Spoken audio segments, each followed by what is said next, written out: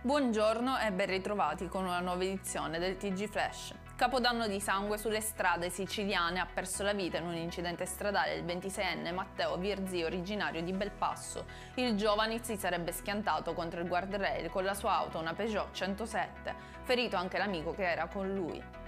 Non si arresta la scia di dolore e ci spostiamo nel Ragusano, dove sempre a Capodanno si è verificato un altro sinistro mortale, deceduto Angelo Giudice, ex primario dell'ospedale di Siracusa. Ci sarebbero anche 6 feriti, di cui 2 bambini.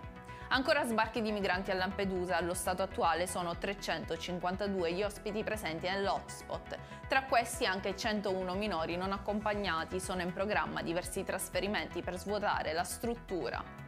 Caos al carcere minorile Malaspina di Palermo. Alcuni giovani detenuti avrebbero dato fuoco ad un materasso all'interno di una cella in segno di protesta. A detta loro avrebbero ricevuto una quantità insufficiente di prosecco per brindare al nuovo anno.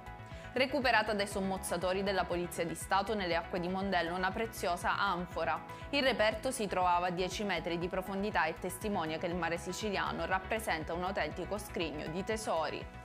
Per questa edizione è tutto, il prossimo appuntamento questa sera alle ore 19:30. Arrivederci.